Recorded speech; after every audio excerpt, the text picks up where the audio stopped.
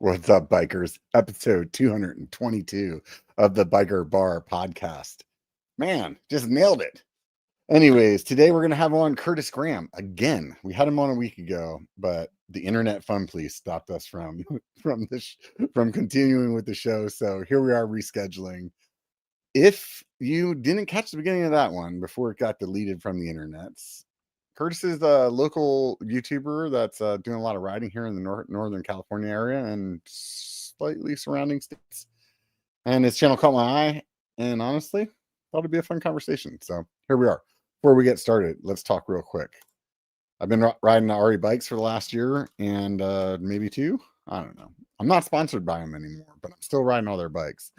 So I can speak to this Delano Peak. It's like their trail bike, shortish or mid travel. I think it's like 150, 140. I saw somewhere you can like change it to be even less than that in the rear. I think like 130. But I've been riding it that way for a while. And honestly, it's a pretty fun trail bike, man. It's not as like down country as some other trail bikes. It's got a little bit more of a pedally kind of stance to it, but overall, man, it's handled everything I've thrown at it. And I've even done like Downieville downhill on it and Mills Peak, and just the little bit of difference of suspension in that compared to my tall boy, it actually was like, no, this is really good and it pedals well. So if you're thinking about a trail bike, swing by re.com or rebikes.com. Take a look at that thing. It's been fun, and they have some good builds over there, decent prices. Next up is, if you haven't been by tascostoke.com, you should swing over there right now or this weekend for sure, because they're having a huge sale for up to 70%. I would tell you to use the code B1KER. If you're listening to this later, use code 1BKER. B1KER. But if you're listening to it now and it's before Labor Day or Labor Day sale is over, you should get over there because some of the stuff is up to 70% off. So otherwise, you know the deal. If you guys have been listening for a while, you know the things I like the most. Over at caliprotectives.com, I want to talk to you real quick about this Interceptor. I did get the white one, and damn, I'm like on a white helmet kick lately. So this thing just makes me happy. It's kind of a matte color white helmet. It's a little bit more on the pricey side, $200 retail. But if you use code B1Cali30, you'll save 30%. So let's just call it $60. You're going to save $60. So that's not bad. It's a pretty rad helmet. I really like it. I just started wearing it this year, and honestly, it's been the one that I keep grabbing more and more. If you're looking for a lower priced one, they've got a bunch of stuff on there as well. Best thing about Cali is you can crash your helmet once and they'll replace it for free. You just have to pay to ship it. So swing by Cali Protectives, B1Cali30.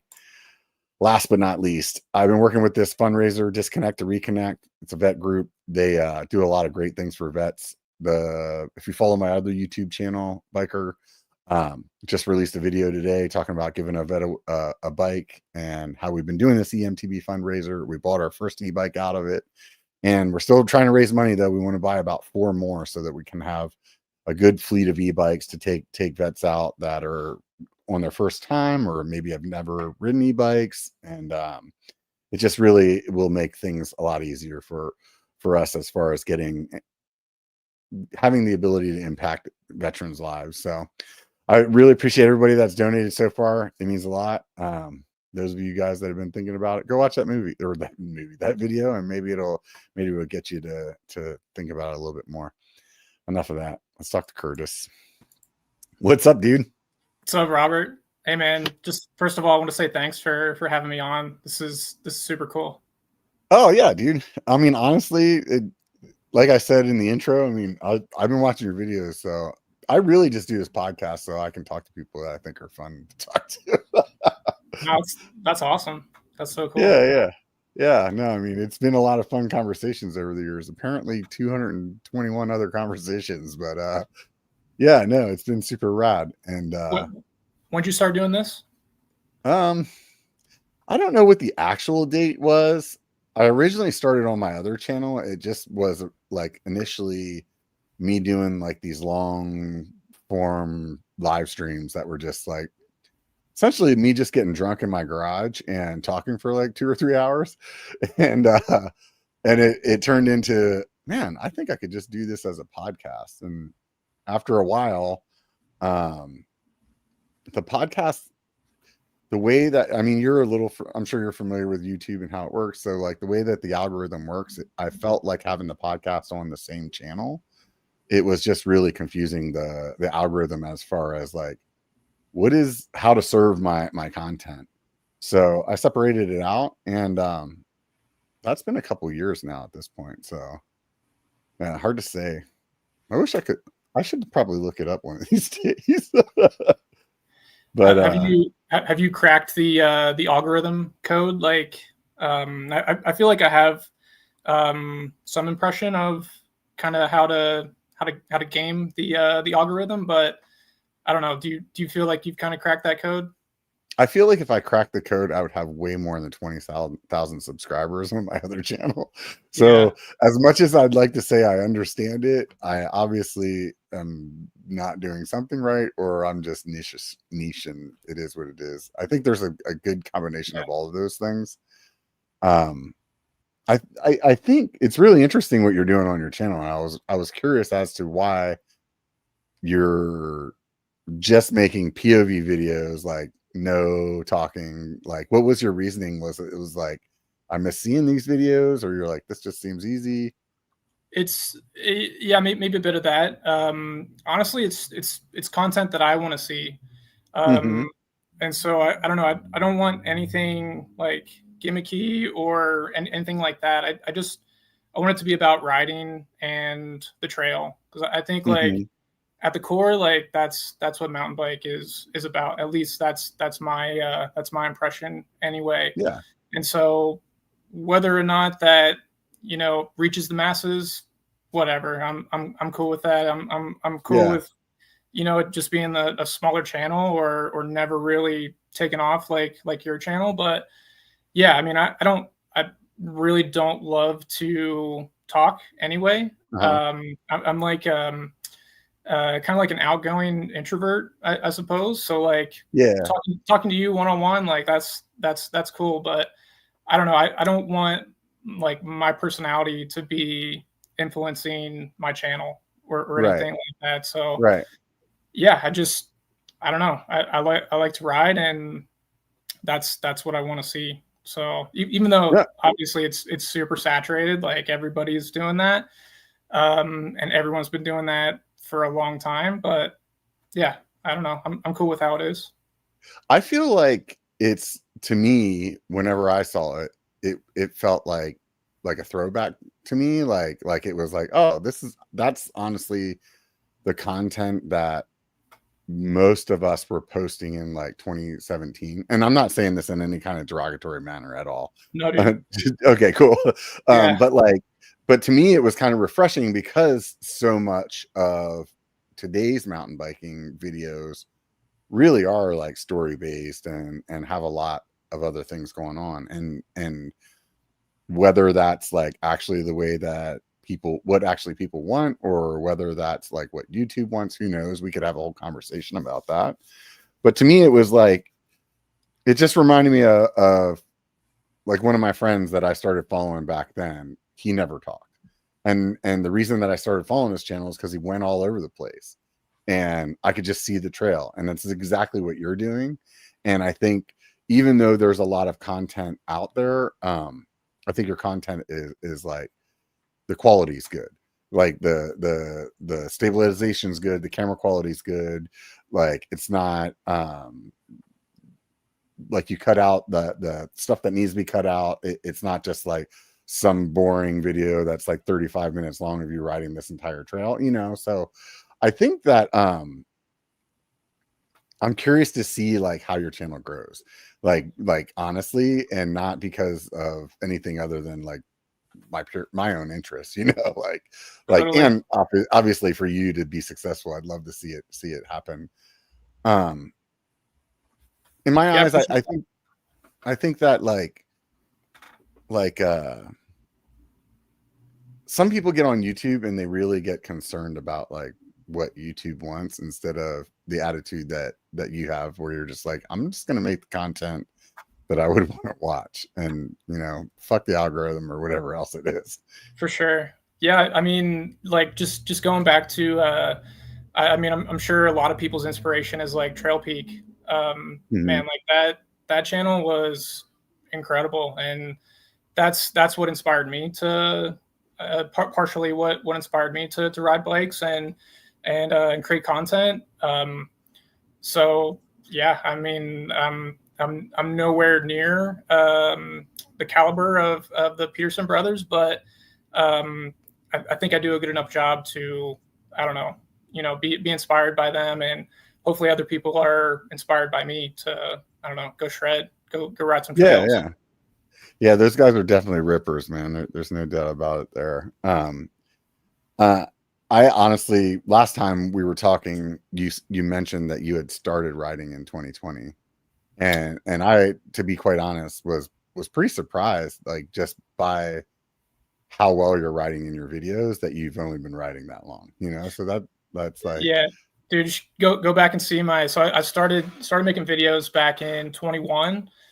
So about a year into it, and yeah, if you're interested, you should go back and look at how bad some of those are. Like, just the writing's not very good, and the editing's not that great. I'm trying to retire those, but people keep watching them. So yeah, some of them are still there, but yeah, it's a catch-22 with that stuff, man. I for a long time wanted everything up there forever. Like, I just was like, I don't care. It is what it is, right? Then I started like feeling like, when I first started, I was going for like, be as vulgar as I want to be, and just see if I can be the channel that's like the F-bomb mountain bike channel, instead of the like super PC one that a lot of other people were doing. So later I just, for whatever reason, kind of slowly drifted from speaking everything that I would say to my friends on my channel. And at one point I was like, I need to remove those videos, because if somebody comes to that video and that's the first time that they see my channel, then that could be the video that keeps them from watching my videos again, because they just see that logo or something like that, and they're like, I don't want to listen to this dude. Yeah, it's like not on brand anymore. Yeah, so I went back and I unlisted a metric shit ton of my videos. Yeah. And I'm still like on the fence of whether or not it was a good idea or not, because like you said, I mean, they still get views. It'd be surprising to me, like, somebody commented on a video that I made that's still up just the other day, that was from when I first started the channel. And like you said, I mean, the writing wasn't good and the editing wasn't good, and I don't even know why somebody would watch that video at this point, but yeah, but they're still getting views. So I mean, it has some value, right? For sure. I mean, at least you've probably met the actually, I'm not probably, I'm sure you've met the 4,000 hour threshold. I'm still trying to get there, and so that's why I'm leaving those videos up that are still getting views. I don't know. I'm just like, my idea of success on my channel is monetizing, and even if I get a nickel for over a 12-month period, I don't know, that's satisfying to me enough to say that, hey, my channel is a success. So when I first started, I remember telling my friends that if I paid for one bike part from doing my channel all year long, that it was worth it. And I will say that, I mean, how long have you been doing your channel now at this point? You said a couple of years? Since 21. But like pretty like solid that whole time, or because I've noticed your stuff started popping up recently. So I didn't know if like maybe in the last years when you're like, hey, I'm going to do a video a week, or. Yeah, I think in the past couple of years, it's kind of gained a little bit more momentum. I think you could say, and actually, I don't remember when I started posting every 2 days, like every 2 days, like every other day at 6 a.m. There's a new edit coming out, like guaranteed. And a couple years ago, I was listening to Steve-O's podcast actually, and he was talking about the algorithm and basically how you just have to feed it. And so like as soon as you don't post like consistently, you're going to kind of get kicked out of the algorithm, and then you're kind of fighting your way back into it. And so I've kind of remembered that ever since I heard it. And so I try to be as consistent as possible, and it's a little bit more challenging in the wintertime. But then I started dropping some snowboard POV edits, and they do fairly well as well, but they're a lot more difficult to edit. Yeah.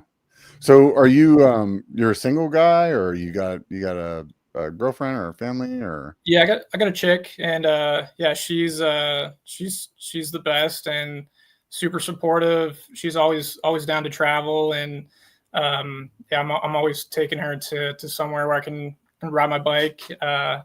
But yeah, she's cool. She's down to explore and go hike or something while I'm out for a rip. So she doesn't ride. She does not ride. No, that's a challenge that I have not met yet. Yeah. Well, the main reason I was asking was just because, I mean, because of what I see coming out on your channel and like how frequent it is, I know that you're traveling a lot. Like you're recording a ton.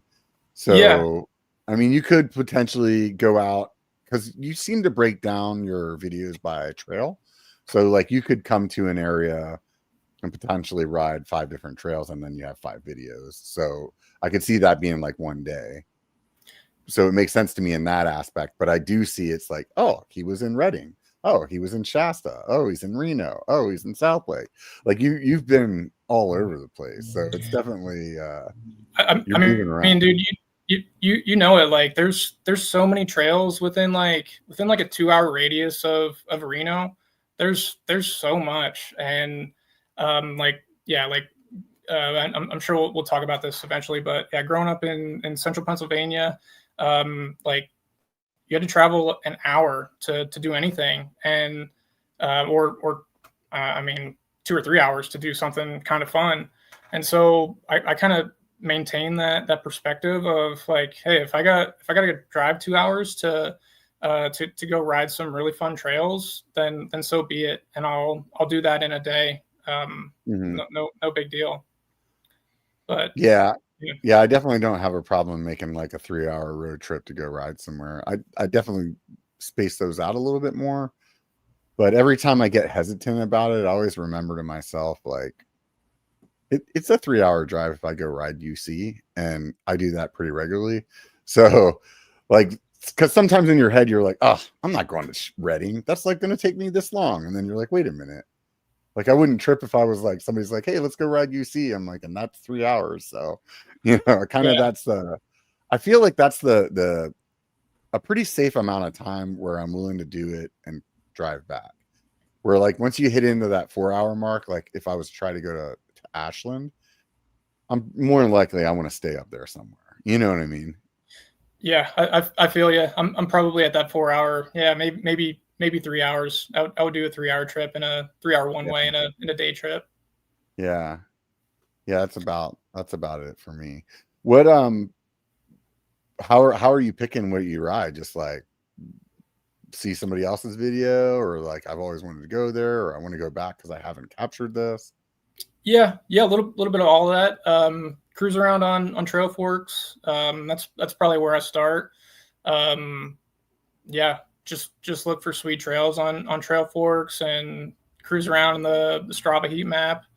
Look at videos on YouTube. That's pretty much how I'm researching to figure out where to go. Yeah. So it was on the old one, but I think it would probably be good to just go ahead and rehash it. How'd you get into riding in the first place? Well, so it's a great question. So when I moved here in 2019, so I live in Reno, Nevada, which is a pretty amazing place. If you like outdoor recreation or mountain biking, anything. So I'd never been here prior to moving here. I was going to Colorado every year from like 2015 to 2018, and snowboarding. And I knew like I had to be close to the mountains or in the mountains. Like there was nothing else that I could really accept. And so once I was in a position to like career wise to kind of make that move, yeah, that's when I did it in 2019. And yeah, really, I just wanted to play in the mountains. And so prior to moving here, I knew that it was like a pretty big mountain bike destination. And my only experience with bicycles prior to that was some BMX back in my hometown, and pretty light BMX, nothing crazy, just kids hucking themselves off wooden jumps and that sort of thing. But yeah, so I remember watching like videos of some POV videos of Mr. Toad's Wild Ride, and I just thought, wow, that is so sick. And so yeah, so about like March of 2020. So initially, you came out here for snow sports. Then that was like your initial kind of move on it. Yeah, exactly. Yeah, just wanted to be able to snowboard 40 days a winter, and yeah, I've been doing that, and it's excellent. I still love to snowboard, and but yeah, I've really fallen in love with mountain bike, and I love the freedom aspect of it, and it's you're always on. You're either pedaling uphill or you're ripping down. So I like the aspect of, I don't know, you're kind of just always on when you're mountain biking. But yeah, I like that you got something to think about, and I don't know if that's or I do know that's like partially because I'm ADD, so giving me a lot of things to think about then is actually kind of calming for me, because then I'm not like just kind of scattering all over the place. So it's like those things where it's like you're in tune with all these things, then I can't think about like 10 other things at the same time. So it's like it's really nice to just be able to focus on one thing. So like when you're riding, you're not thinking about paying your bills or like whatever you have to do, that project at the house, or like all you're thinking about is like, where am I pointing this wheel? Am I pedaling now? Am I braking? You know what I mean? So it's like, it's really kind of comforting to like just be in that like calm space, Dude, 100%. Like I couldn't agree more. I mean, think about in your day-to-day life, like how many moments of true Zen are you experiencing? And when you're on your bicycle, that's like true Zen, like where it's just tunnel vision. Like you're just focused on riding, not thinking about anything else. Nothing else matters. It's just, I don't know. It's bliss. It's amazing. Yeah. I used to really be into skiing, and that was the same thing that I used to always say about skiing, where it was like, it just gave me so much to think about that I felt like it was just great, because it's like, put your foot here, put your pole there, put your hand, I mean, looking at what you're doing next, or how you're going to get around these trees or through these trees, it's just like, I don't know. I just really enjoy that same kind of, I think they have similarities to them, the snow sports and the mountain biking in that aspect. And plus that it's moving so fast where your decision-making time is small. So I enjoy that, where it's like, I'm not into playing chess, like I don't need to think about things for a long time. I want to make like quick decisions, and that's like really, it's stimulating for me, Yeah, definitely. Yeah. I mean, I don't know, just like thinking about like deep powder days, like a blower pow day. Yeah. Spraying snow in your face. Like that feeling is really hard to top on, like in mountain bike, I feel, but I still think overall, like I have more fun mountain biking, just because of the continuous being in motion. I think the aspect of both of them, though, you're out in the middle, you're out in nature, which is really nice. And I'd say typically with mountain biking, you're definitely more remote than you would be, like, let's just say at a resort of some sort. I don't know what kind of skiing you do. Some guys like to go hike to the top of some mountain and then ski down on their own or whatever. But for the most part, a lot of people are in the resort, so, but it still gives you that feeling that you're like, hey, I'm far away from everything, For sure. Yeah, it's been mostly resort riding for me. Like Kirkwood, like almost 100%. The past couple years since I got here.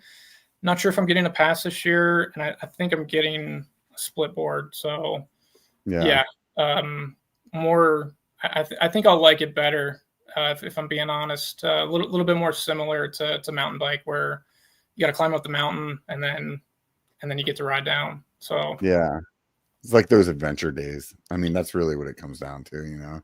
Exactly. Yep. Yeah. And speaking of Kirkwood, so you did Thunder Mountain not too long ago. Was that your first time you did it when you filmed it? No, I've ridden that, maybe I don't know, half dozen times or so. Yeah. I love that trail. That climb's brutal, isn't it? Dude, that climb is rough. Especially, so I did 2 laps on it when I was there a couple weeks ago, and I thought I don't know what the trail is across on the other side of 88 that kind of climbs up, but man, it's in pretty rough shape from the fire. There's like a bunch of trees down. Were you there recently too? Yeah, like 2 weeks ago, I went and rode it. I rode it on analog in the past, and the last time I was up there, I rode on E, which was like it was definitely a different experience. Yeah, dude. But nice. It had been long enough that I remember that the climb to get up there was super long. But in my head, you have like key moments that you remember in your, and once I crossed 88 from the side where you're just climbing over, or like where you're climbing from where you park, like back over to the Thunder Mountain side, like where Kirkwood is. Like once I crossed over there, that climb just kept like getting longer and longer. Every time I'd see something, I'd be like, oh, I remember being here. I feel like I'm about halfway, or I'm 3/4 of the way. And then I'd come over some ridge and I'd be like, shit, there's like a whole other section. And then I'd be in that section and I'd be like, oh, well, I remember at one point I was like, maybe that sign that used to say like the skiers are going to die got burned up in that fire. And that's why I'm in the trees right now. And I'm about to get to the top. And then it's like I pop out to the next section. I'm like, no, I'm not even there yet. It's like, oh my God. I was so happy I wasn't on analog, because it just would have been demoralizing. Yeah, dude. I mean, it's a good enduro training route. That's for sure. So somebody asked me if they should do it in the opposite direction. Oh, and I was like, no way. Like, I couldn't imagine like coming down from like Thunder Mountain to 88, like the opposite direction. There's like so many like off camber turns, and I don't know. It's just it would not be fun. Yeah, and it's just really not made for downhill, so it won't have any like catches or anything like that that's worn in. And to be honest, there's sections where it's not really a lot of like tire, like width for your tire, if you're like cooking. So yeah, I totally wouldn't do that. And I just feel like the other side is it's got such a good grade on it where you're not dropping elevation so fast, but you're really able to have a lot of fun just like ripping, like it's really, really quick. Did you by chance climb up the what's that trail that you kind of T-bone into, Horseshoe or something like that, or the one that kicks you back? Yeah. Once you hit that intersection, did you just make a right, or did you actually climb to the top of that and then like out and back it? Yeah, I've never gone left at that point. Have you gone up there? I was planning on it last time, but we did another ride beforehand, and by the time we got there, we were like thinking about beers, and we were like, screw it, I'm not going to do it. But I'm thinking I'm going to go back up there before the end of the season, and I was going to do that because it looks like it's about a mile up from there, and I don't know. I mean, especially if I'm going on an e-bike, like might as well. It's not going to take much effort to get back up there. Yeah. I don't know, like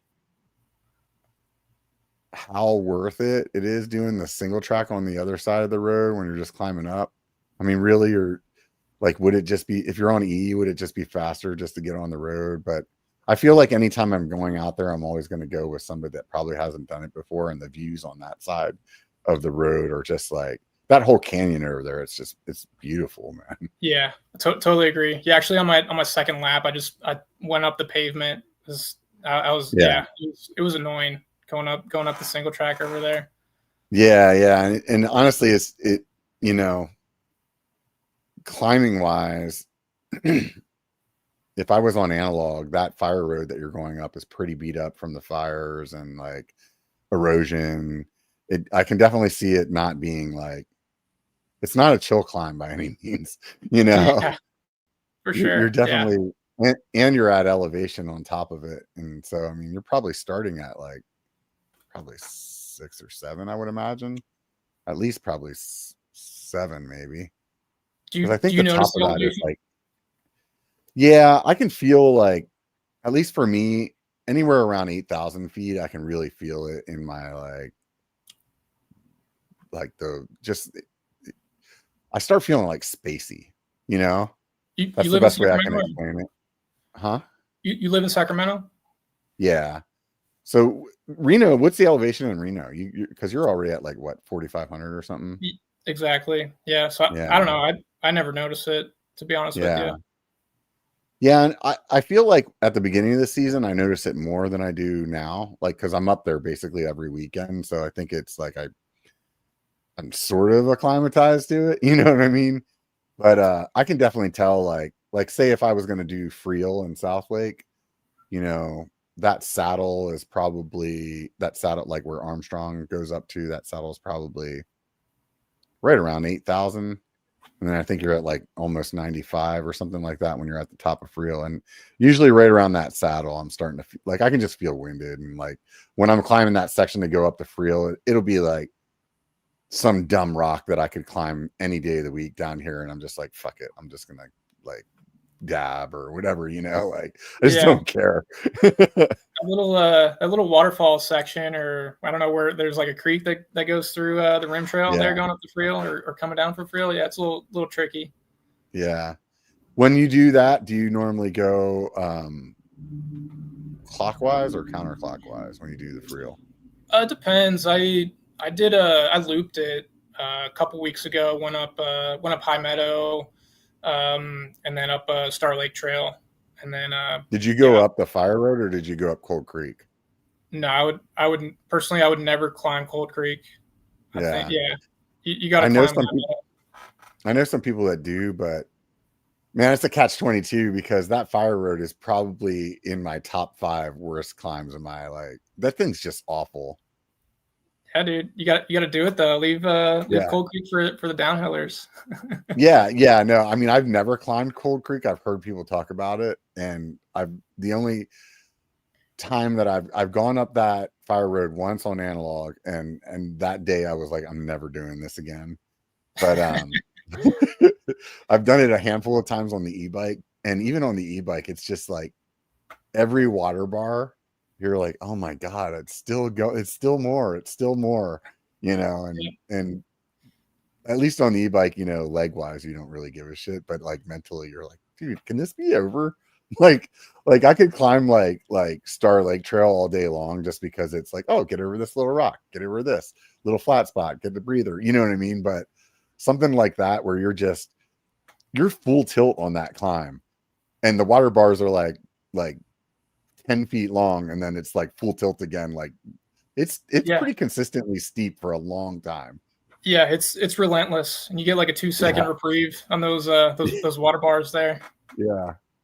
Yeah, a buddy of mine told me they did the Tahoe Twirl, and they were climbing that with like an extra 50 pounds on their bikes. And that's like also towards the end of what they were doing. It was like their day 6 or something like that. I was like, oh my God, dude, I don't know, man.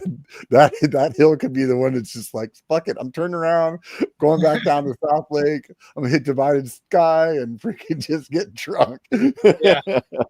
Yeah, that climb will let you know if you're fit or not. That's for sure.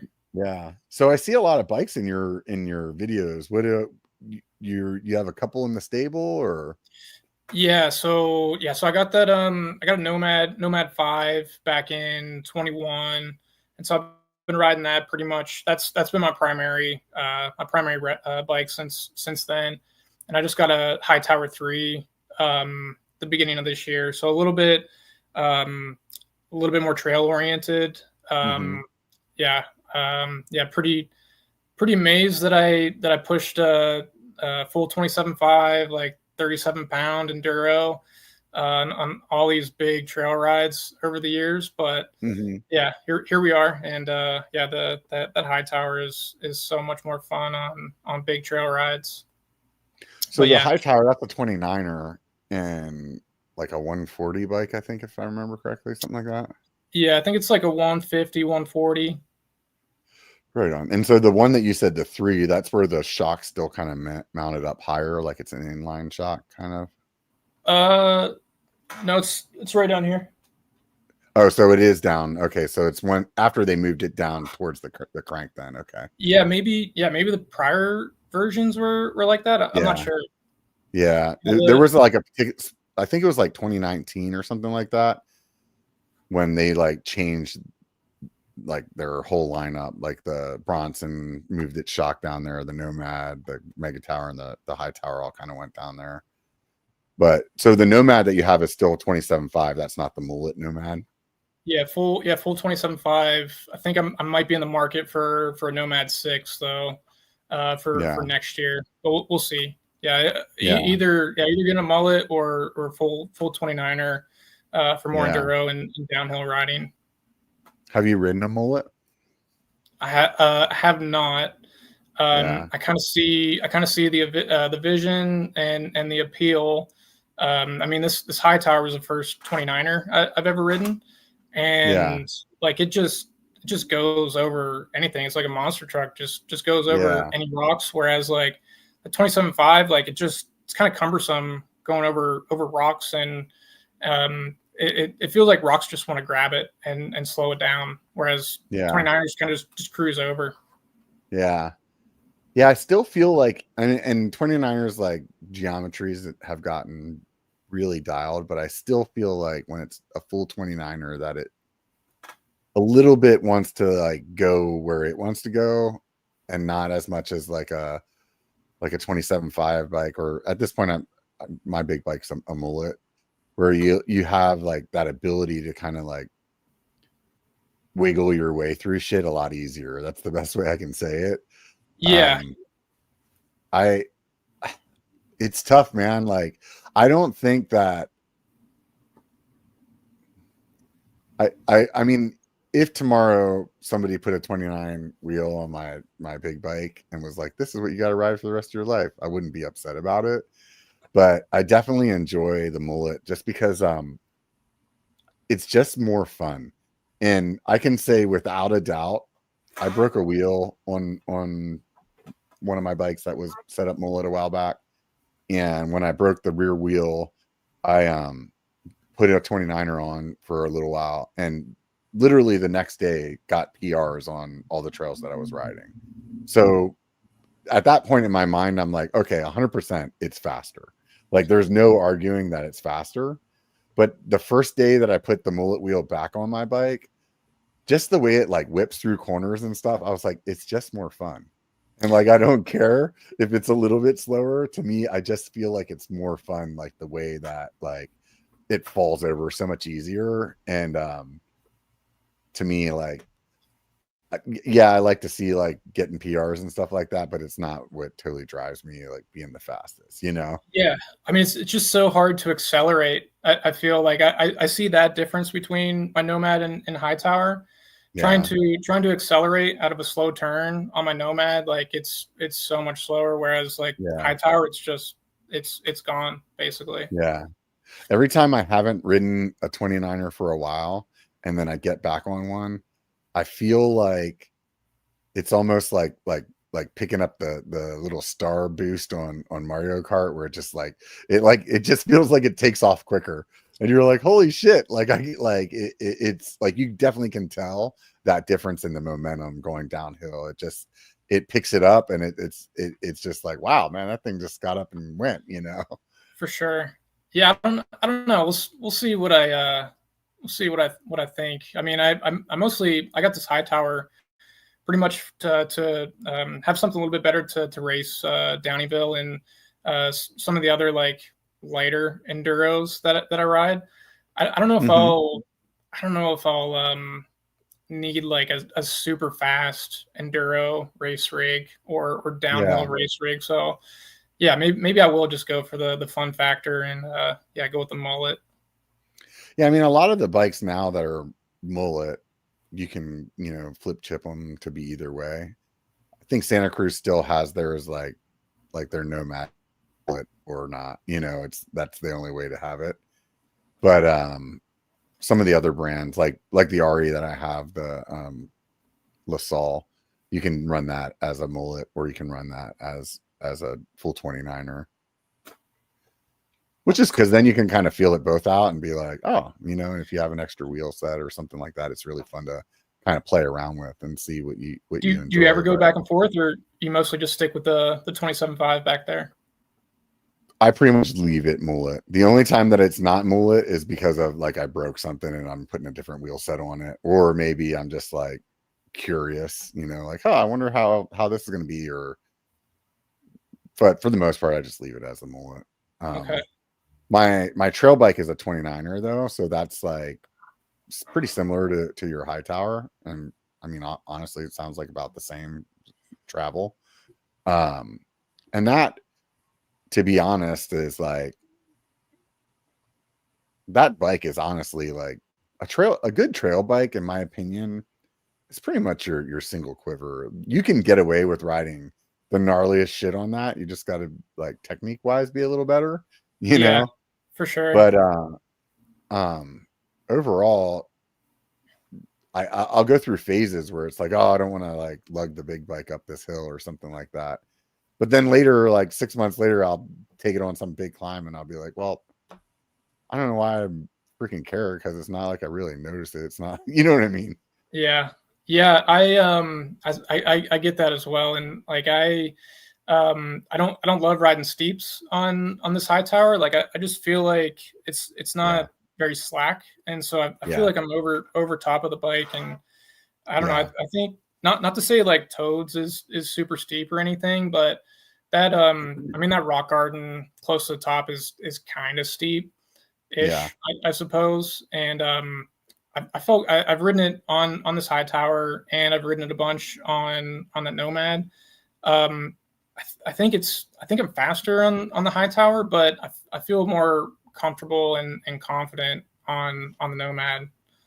I think Going you'd be faster on the high tower because the thing pedals better, and there's a lot of pedaling in that trail if you're really trying to go fast.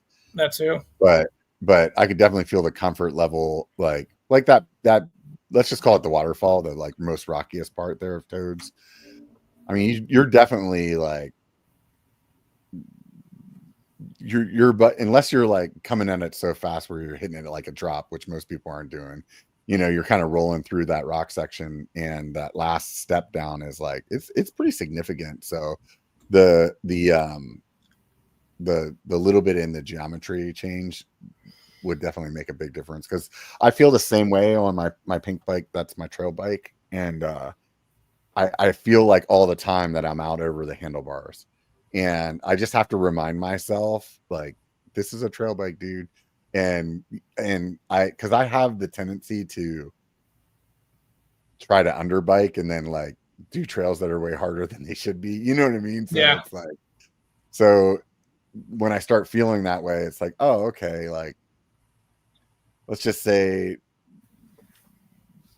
there's some really steep kind of poachy stuff that I took that bike on, and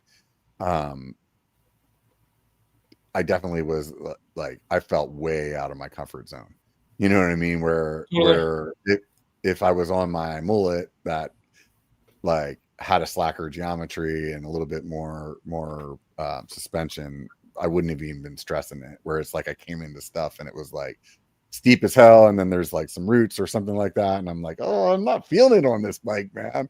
It's just sketching me out, you know? Yeah, absolutely. No, I totally relate to that. Yeah. Yeah, it's interesting how like and I'm not super good at like some guys can get on a bike and be like they can just totally tell the difference between you know, oh, this chain stays longer or my reach feels, you know, like it'll take me a while to figure shit out. But for the most part, it's like the little cues that I get in my head where I'm like, I feel like I feel stressed in this section, but I wouldn't feel stressed in. So I'm like, oh, that must be the difference. You know what I mean?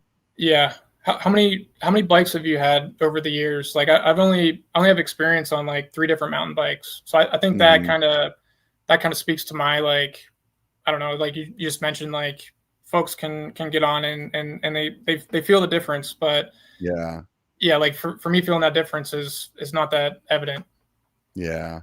I mean, I've had a lot of bikes over the years, but and I feel like after I had the channel and started riding like because I would like demo some bikes or something like that for content, that it's definitely helped me recognize things a little bit more.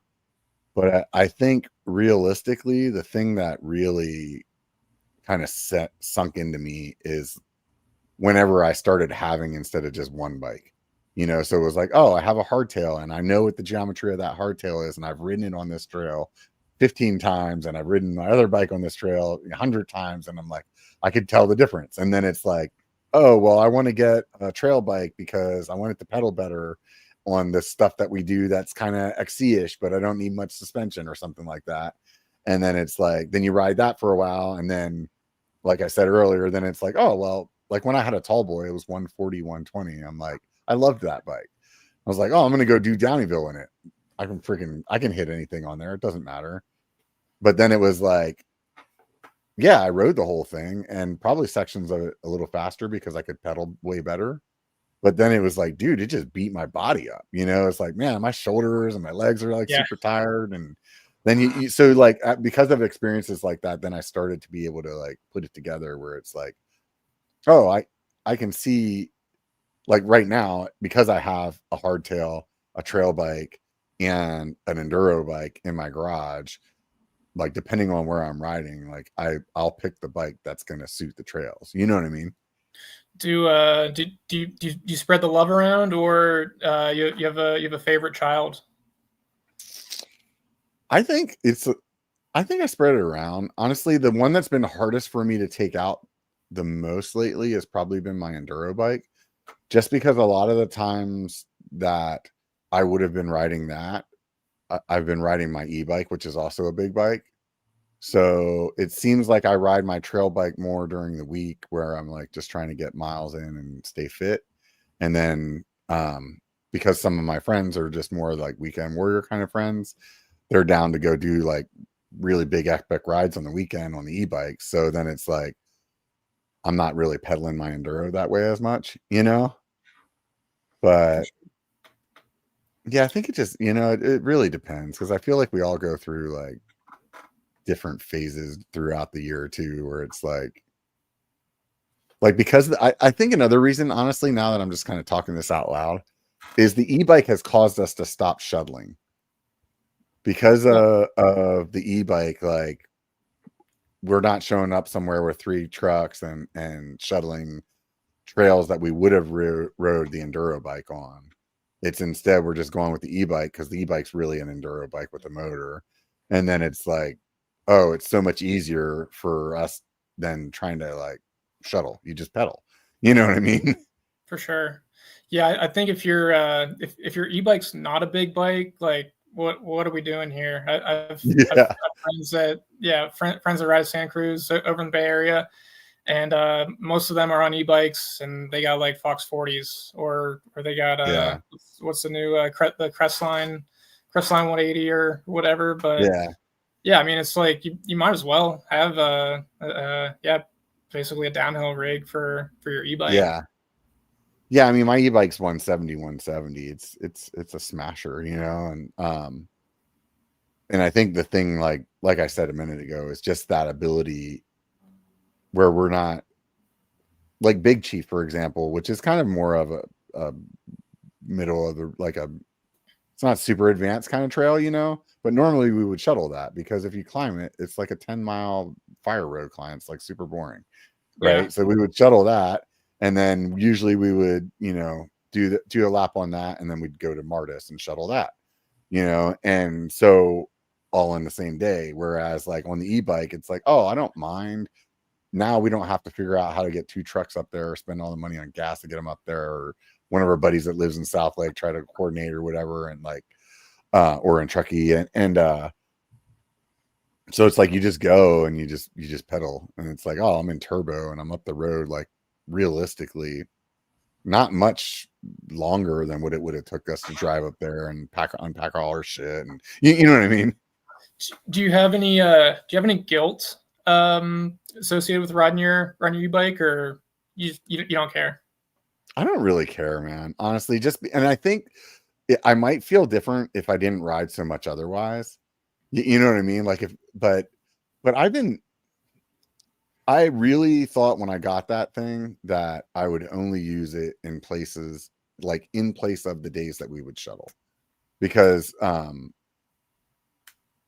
had been on some, because I pedal a lot, so it was like to go out and pedal like 4,000 or 5,000 feet wasn't like a once in a lifetime kind of thing for me, and pretty typically, like I would say an average ride for me would be more around like the 3,000 feet range, where, some people it's 1,000 to 1,200 feet, you know what I mean? For sure. So like, I think whenever I started riding the e-bike more, it doesn't really bother me, because in my mind, I'm like, I'm still paying my dues during the week. Yeah. You know what I mean? Absolutely. But I've definitely changed my perspective a lot on them. And not to say that I was anti e-bike in any way before, but I've definitely I would say before owning an e-bike, I would have told somebody that wanted to get into mountain biking, like that wanted to do it for fun or whatever, I would have told them that's to buy an analog bike. And now I've definitely come to the point where if anybody's talking to me about getting into mountain biking, they just want to do it for fun, and they're not trying to like have some kind of fitness aspect to it, like majorly fitness aspect to it. I just tell people all the time, spend the extra money, get your e-bike. If you're only going to ride like every couple weeks, one on the weekend or something like that, like it takes the fitness aspect out of it as much, where like if you're a generally fit person, you can go out and do like a big 3,000 foot day and have like an epic ride. Whereas if you were on an analog bike, and let's just say you go to the gym all the time and you run and stuff like that, you could go out and do 1,500 feet and be like done. You know what I mean? Like, For sure. like Yep. totally smoked. Where it's like I knew guys that were super fit that would be like, think that like they could come on a ride with us, and they'd be like, dude, I don't even know how you climb like this short little climb. And so that e-bike takes that out of it, and I think it just really opens up that ability for people to just go have fun. And realistically, like that's what most people are buying mountain bikes for. There's I'd say that those of us that ride a ton, like all the time, we're like the 10%. It's not, most people are riding that like one ride a week, maybe one ride every 2 weeks, kind of. That's what the average, like, at least in my perspective. I mean, correct me if you think I'm wrong. No, I mean, I think that there's still like, and I don't know if I necessarily feel this way, but maybe like a rite of passage, or maybe a gatekeeping to an extent, with like paying your dues to get to the downhill. And Yeah. Now all of a sudden, like anyone like off the couch can hop on their e-bike. And I'm not criticizing. I'm stoked to see people out riding, no matter what bicycle they're on. I'm just saying, like, I feel like maybe that, paying your dues is kind of like getting skipped or Yeah. pushed I aside. agree with you there. I maybe totally some of agree with you there. And I think there's probably an aspect of it for me where like I've done all these rides on analog, you know what I mean? So it's like, I know what it's like to climb Thunder Mountain on an analog bike hungover. You know what I mean? Like I feel it, you know? So yeah. like when I'm up there on my e-bike, I'm like, yeah, I did this back then, but fuck it. I don't care. This is what I'm doing today, you know? But uh-oh, my camera's fritzing. Yeah. Still good over here. Yeah, no, it popped off for a second, and I've had it overheat on me in the past, so I'm hoping that's not what's happening right now. Anyways, if it is, I'm screwed. Anyways, so what I was gonna say though is I think you really hit on something kind of important there, or really important there, is that there are a lot of people that are right off the couch getting out to stuff that, in my opinion, like maybe they don't have the skill set for. And the thing that would keep them from doing that was the shitty climb, or you know what I mean, like the amount of effort that it took to get there.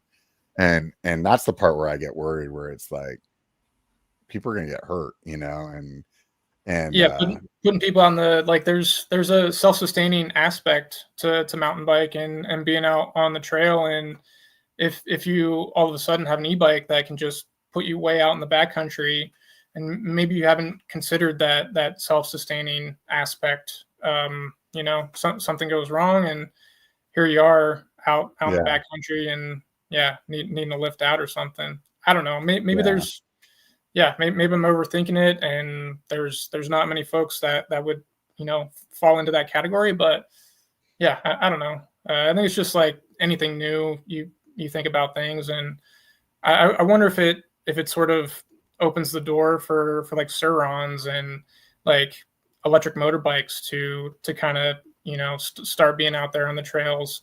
I've noticed that on some of the local trails around here, Surons are out there, and like, to me those are motorcycles, and yeah. I'm sure they're a blast to rip around. But I don't know. Are we? Yeah, are we going to start introducing motorcycles on all of our trails now? And don't get me wrong, like bicycles and motorcycles can coexist. Downieville, for instance, but Yeah, yeah, I don't know. It's going to be interesting to I see. think it's definitely like a fine line, you know, it really truly is. And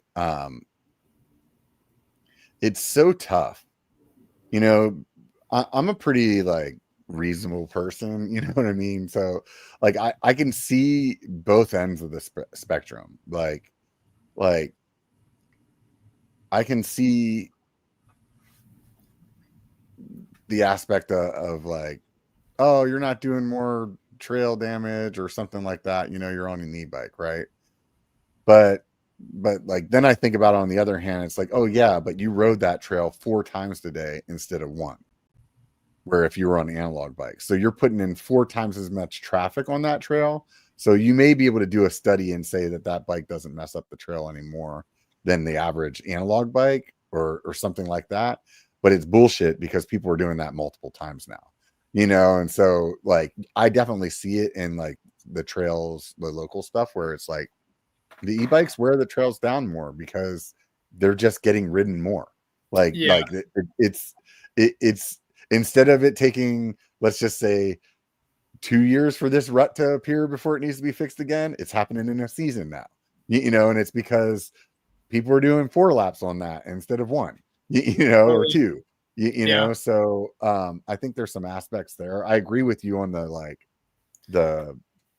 is it a motorcycle, is it not?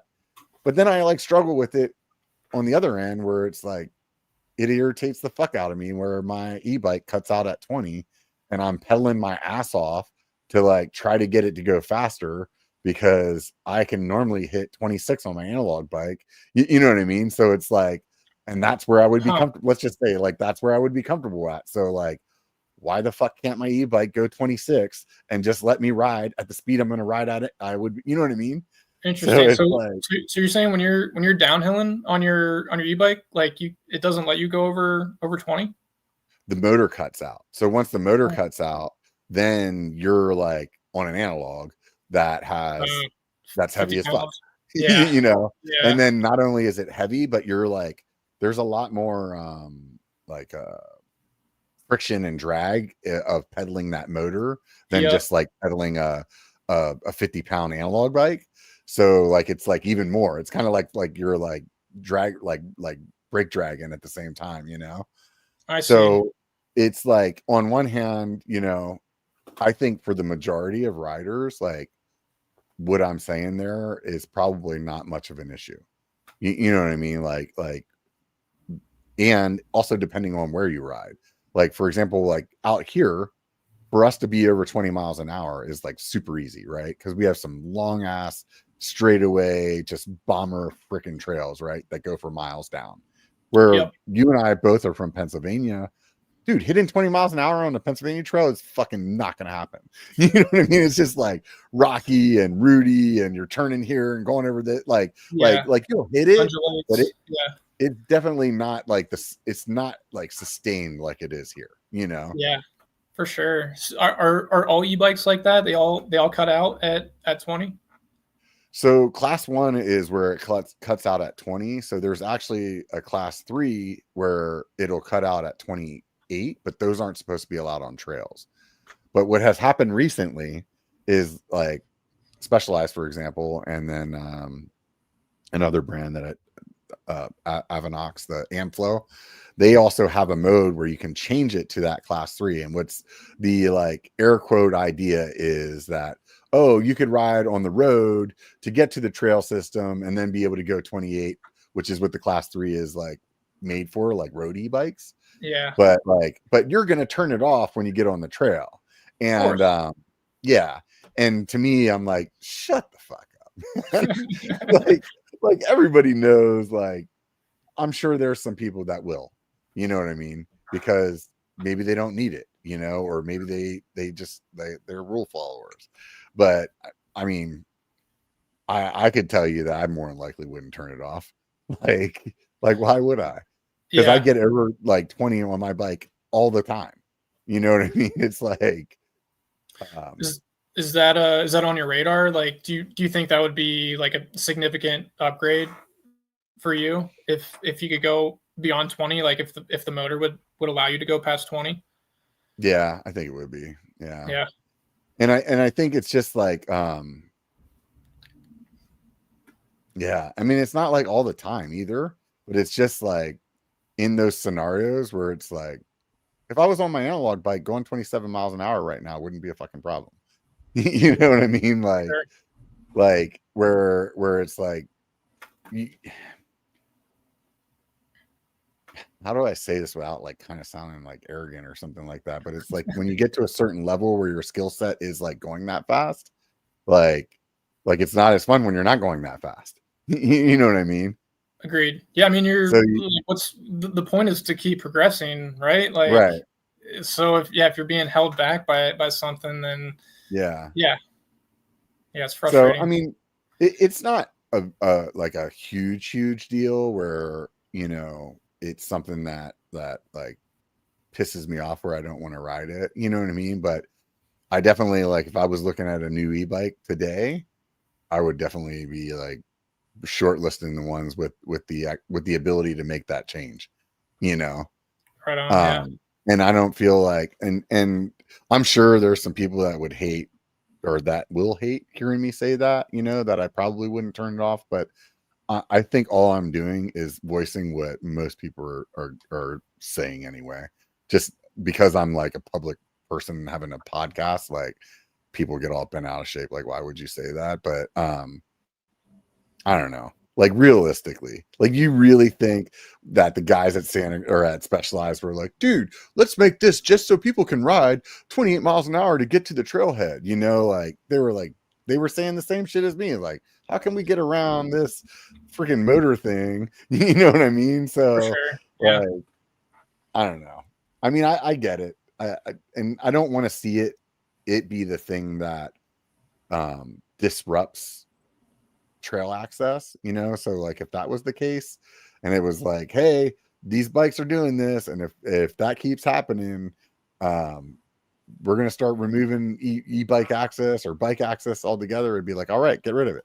I don't give a fuck. I'll deal with it. You know what I mean? Like if I want to go 27, I'll take my analog then, you know, it's definitely, it's interesting. It's really interesting because I mean, there's going to be new technology too, that like, it's going to get harder and harder to tell that they're an e-bike, you know, or there's going to be something else wanting to be on the trails. Like what you said. Okay. Like Surons is the example that you gave. The other thing I've noticed on a lot of our like more XC-ish trails around here is like a ton of like one wheel people are out there now, you know, and that's becoming more popular. So some of those one wheels can go 30 miles an hour. So what is it that, you know, makes the one wheel, like, is the one wheel the one that screws up the access for the trails? You know, like, have you ridden one of those? Oh, I haven't. I feel like, oh man, I don't know how I am balance wise. Yeah. I mean, I've watched them. Like they literally have like the one wheel world championships at Sky Tavern. And I've never ridden one myself. Looks kind of cool to like just kind of screw around on, like if I'm out camping or something. But I've watched them and they, like, if I'm being honest, like they kind of struggle to keep going, like especially if there's rocks on the trail. Like it looks like it's a challenge for them to manage. Yeah, no, I've definitely seen those guys out there and they were like full face, chest protectors, like elbow protectors, shoulder pad, like all that stuff, you know, which is understandably so. But I think it's just, I think the point that I was getting at is that as more and more technology comes out, we're going to have to figure out how that applies to our trail systems, you know, and I think the biggest thing, like in my eyes with the e-bikes is that they really are wearing the trails way more. And I think that, you know, you have a lot of people that are potentially doing that and are not contributing to how those trails get maintained. So, you know, should there be some onus on like the bike companies to have some fee that goes in the sale of those bikes so that they can, you know, super fund like IMBA or something like that, or you know what I mean? That's a great point, and something I wanted to ask you about is like trail advocacy groups and advocating for new trails and not like XC trails that everybody can ride. Like I think that's like we need to kind of like focus our energy there. And if you know certain trails are being loved too much, then I think it's time to build more trails and open up more trails and put more, you know, spread folks out a little bit more. Yeah, it's tough because I think it's like, I saw this meme the other day and they were joking around about these trails being built, you know, where like the legal trail builders are like, look, we're giving you new trails, why are you complaining? And like the picture was like a fire road, you know. And like I think at least in California that seems to be the case more often than not, that like the trails that are getting funded are green to blue trails. And the bottom line is that the longer that mountain biking is out, the more like advanced the riders will get, right? So you'll have more and more riders that are not getting into riding at 30 that have been riding mountain bikes since they were 10, you know. And so because of that, your group of people that are in the higher end are going to is just going to keep getting larger. And I don't feel like we have a very good we don't have a very good base of trails that are at that higher level that are illegal. And it's like, is that just because of the legislation to build a trail that steep? You know what I mean? Yeah. What is it like? I went to Washington for the first time over the summer, and I rode some of the best trails that I've ever ridden in my entire life. Steep trails that absolutely rip. and they were all legal. So I'm like, if they can do it there, like, why isn't California doing that? Yeah. And or why can't California do that? I don't know. It Yeah. just it's crazy to me.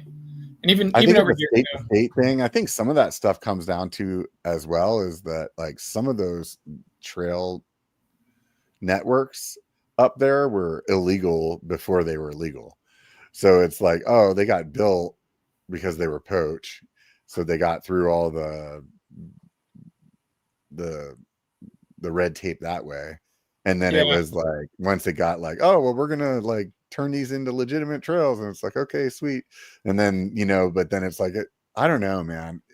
I think in California it's just so much like ecological kind of red tape that you need to go through that it's really tough to build And something that's sustainable and steep like that. And maybe it also has to do with like our soil here or something. I don't know. yeah, I mean, I think the Sierra is pretty challenging to build steep trails. Considering it's basically DG all Yeah, over. I mean, I think the coastal mountains are, yeah, probably a little bit more better suited for those types of trails, steep trails. yeah, Um, but yeah, I don't know what the solution is. All I know is I'd like to see, yeah, more challenging downhill trails that are legal. yeah. I'd like to see more progression, honestly, as well. Like, and I think that would come with um, more advocacy. Obviously, those groups need more money to be able to fund that kind of stuff. But the thing that I've always said to people is there's not many places that you can go to that it's like, here's a 2-foot drop, and then here's a 4-foot drop, and then here's a 6-foot drop. It's like you're either on some trail that has like 20-foot gaps and like you have to be at that level, or it's like the other end of the spectrum where it's just like, oh, rocky and tech, or it's like, oh, here's a little 1-foot drop here or 2-foot drop here, and there's not really many trail systems where they're having that progression built in. And that was one of the things that I noticed the most whenever I was in like Bellingham in Washington, where it's like, no, ride this trail, it's got a bunch of drops in it or jumps in it, and they're all tables. And then it's like, ride this one, they're all tables but they're bigger tables. And then ride this one, they're all tables but they're actually, nope, they're gaps. You know what I mean? But it's like the same as that other one that you've done 100 times already. So it's like they really build that progression into their trail system, where out here it's just like it's hit or miss. And usually anything that's more like a big jump or a gap or something like that is not a sanctioned trail, Yeah, yeah, and then you got the Bay Area. There's like nothing legal. It's Yeah. yeah, I don't know. I feel like all the equines, they kind of rule the roost over there. So I noticed with your channel that you don't hesitate posting whether it's like sanctioned or unsanctioned trail. How did that decision come to you? Um, if it's a super secret trail, I probably won't even film it at all. Um, if a regular person can do a little research and find it, um, I feel like it's fair game. Mm-hmm. Especially if there's already other videos out there. If there's a segment on Strava, I think it's absolutely fair game. Mm-hmm. Um, I don't know. Maybe I'm wrong for having that perspective, but yeah, I mean, there's like, yeah, there's some secret trails around here that I wouldn't film and put on YouTube. Mm-hmm. Um, yeah, just because it's probably going to be a dead giveaway of where that Yeah. is. But yeah, I don't know. That's kind of how I approach it, and yeah, certainly don't want to, I don't know, be disrespectful to the builders or exploit their work for my gain or anything like that. But yeah, I don't know. I'm just another guy that's riding and filming, putting them on YouTube. But Yeah. I try my I best think, to be respectful. yeah. I think from my perspective, like what you said to me is, 100% not an issue. Like I totally agree with everything you said. There's a lot of people out there that don't feel that way. You know, like I had this whole conversation where I was on a forum just the other day and I was talking about UC, and I didn't even like give the actual location of trails. I just was like, you know, and this everybody got all so bent out of shape about it. And I was like, this is the thing I don't understand.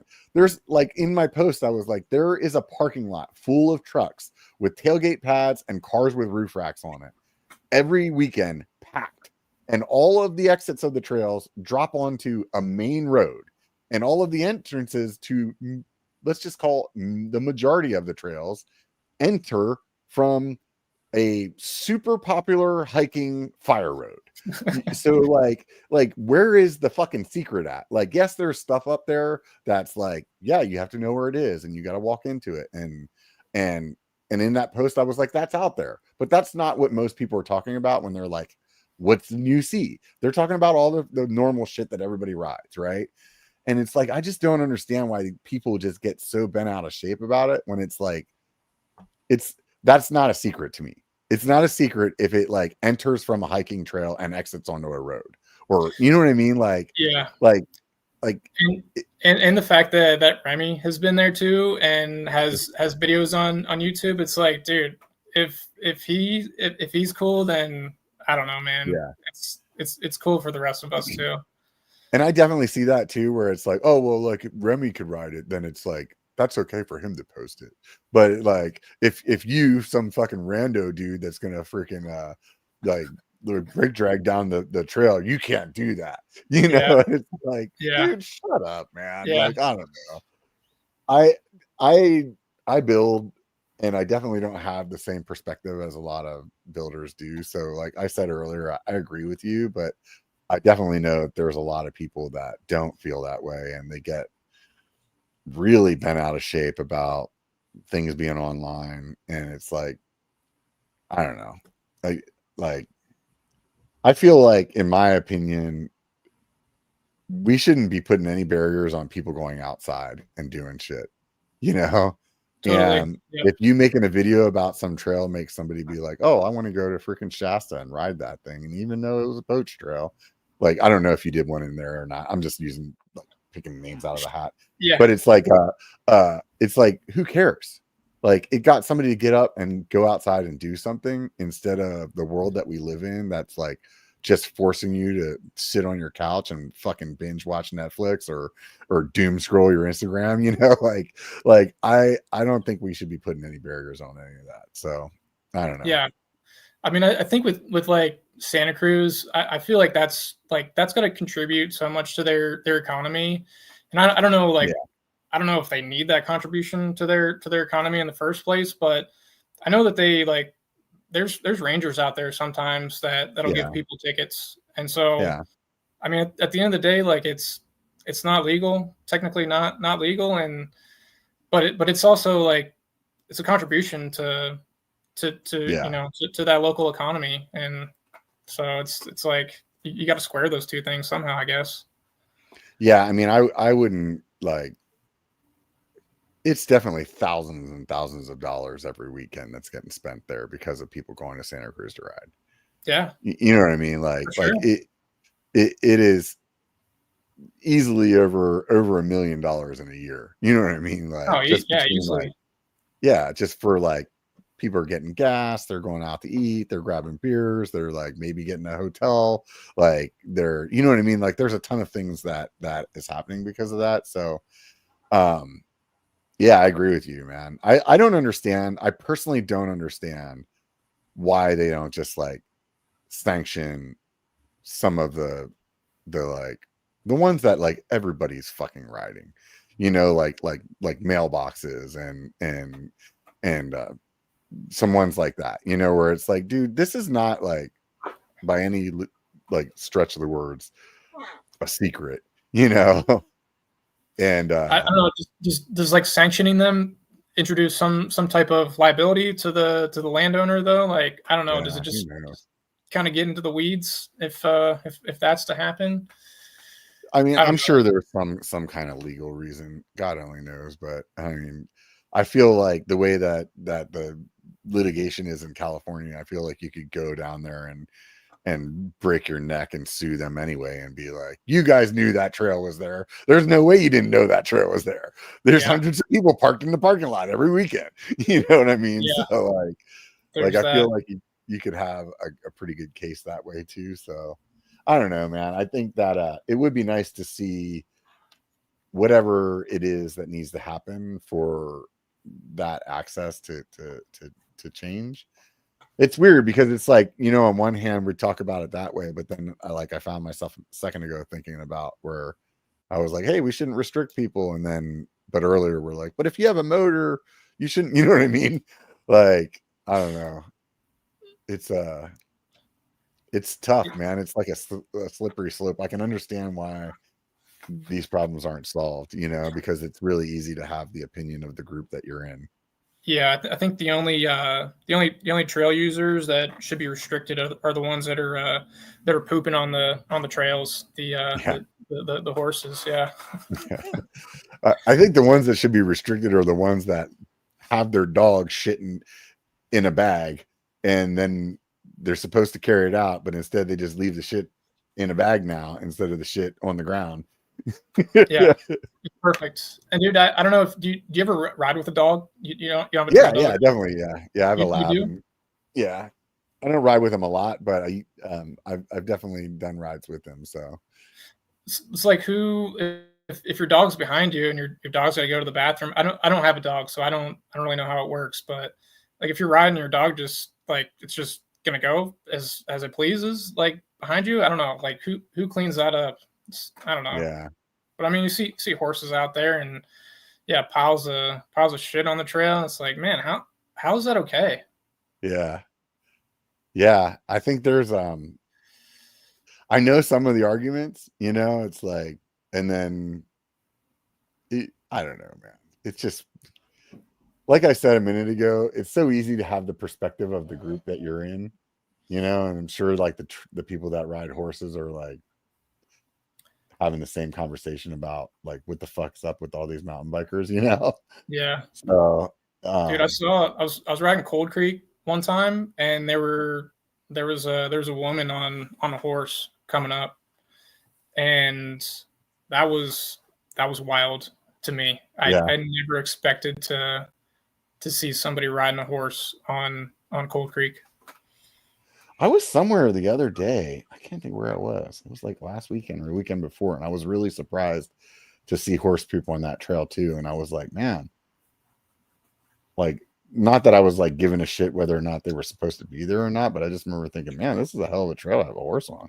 Like, It was probably Horse Canyon out of right, it might have Kirkland. been. Yeah. So I think Yeah. that trail is for equines too. Yeah, and I thought that was a moto trail, but I saw there was a sign at the bottom that said like no motos.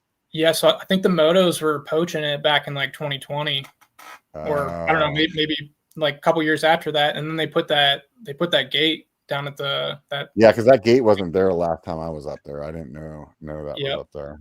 Yeah. Hey, Yeah, did because you, did I you ride thought that was. Go ahead. were you riding across the road too, like Caples Trail or something like that? I know there's Yeah, like I think it. some adventure riding out there.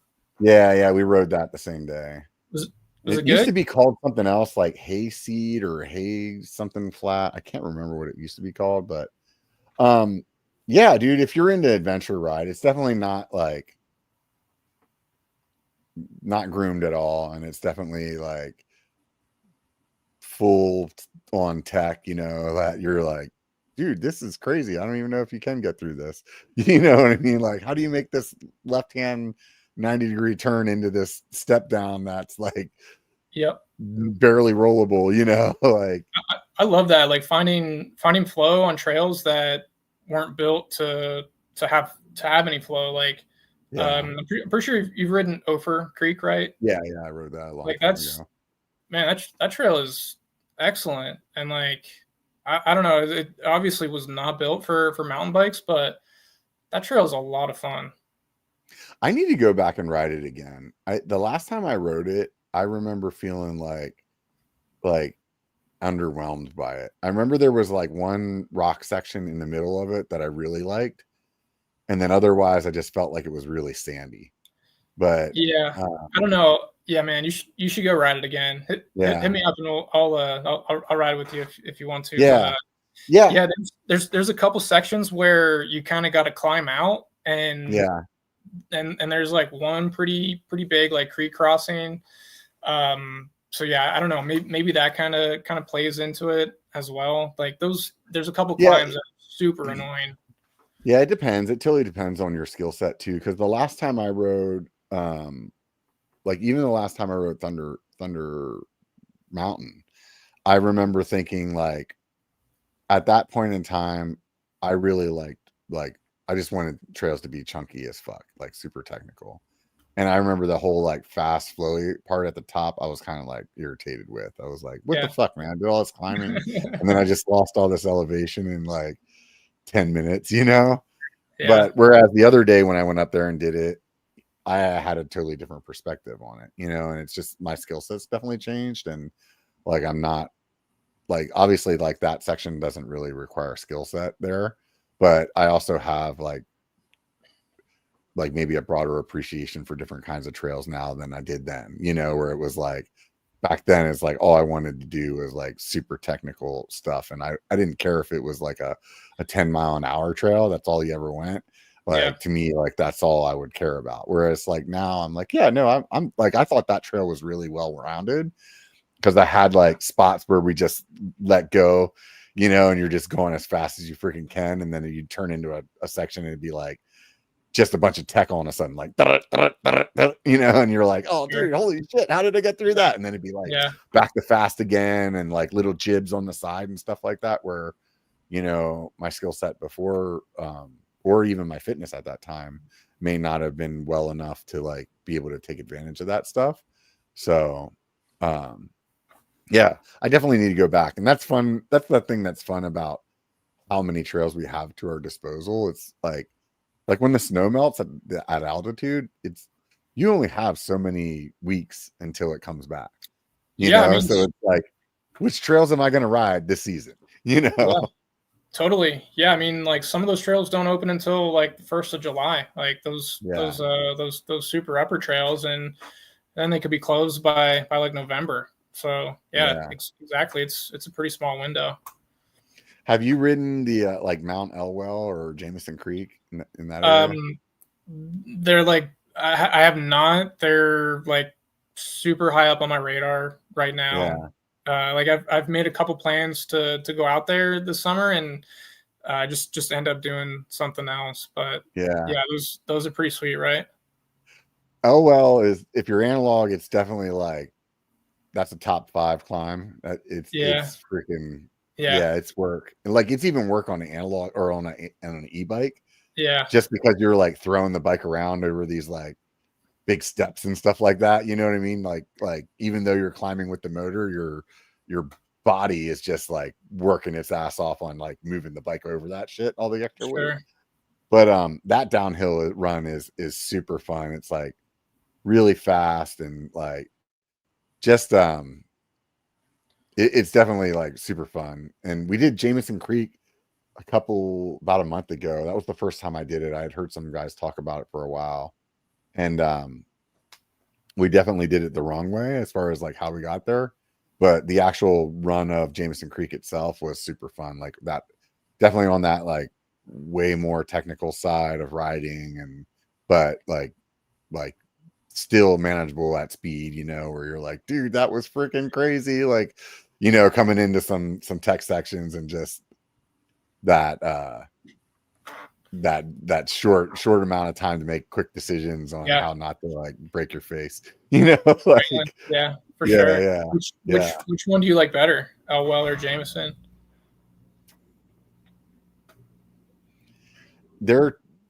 I would say Elwell is more fast and open, like wide, like wide open, just like ripping.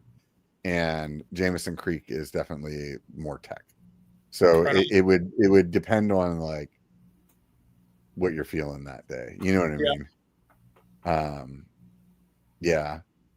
I also have some like different opinions on some of that stuff up there than some people. Like I think Mills Peak is probably one of the best downhill runs that we have. Really? And there's a lot of people that don't feel that way. Yeah. So a lot of people love Downieville like so much that like they think I'm crazy for saying that. But I think Mills Peak, like it's so easy to shuttle. Like it's really fast to shuttle. And it's also like just as fast to get down. So like let's just say it takes you 30 minutes to drive your truck down.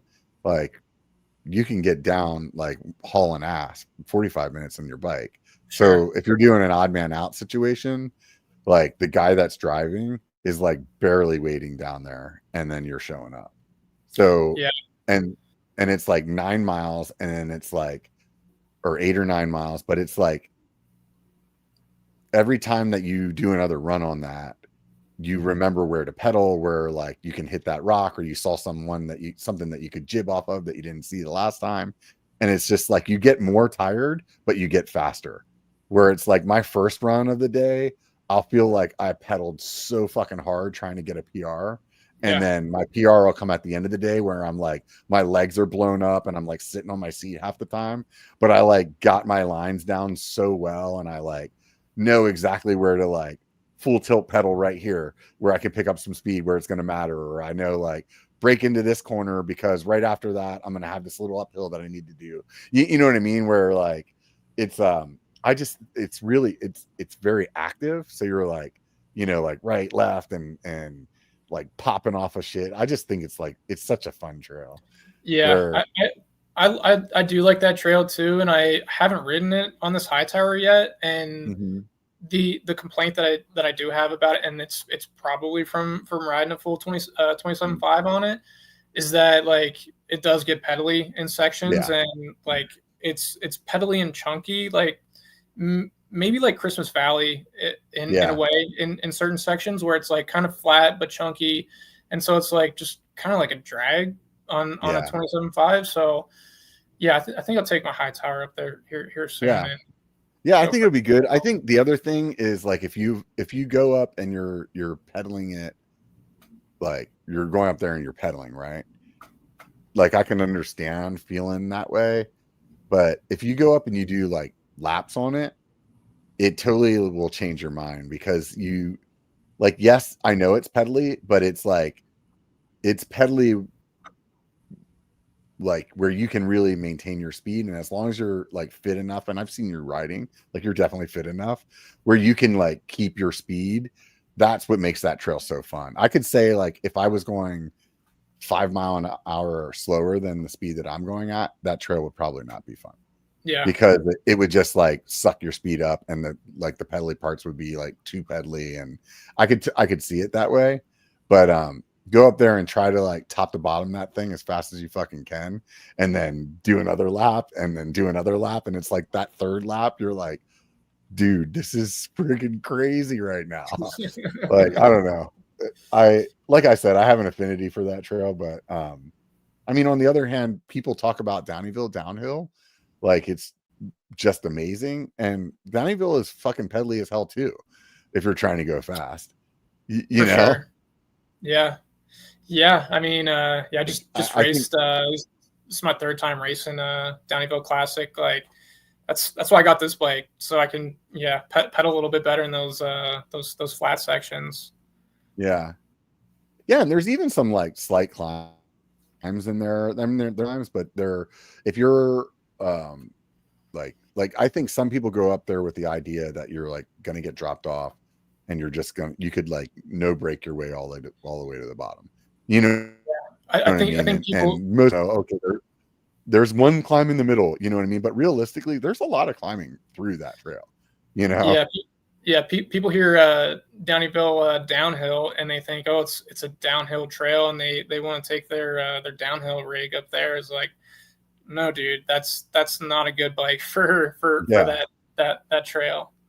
Yeah. No, enduro bikes like really good. I like I said, I've ridden that trail on a bunch of different bikes and when I rode it on my tall boy, that's whenever I realized like this trail's just more fun on a bike that's like 150, 160.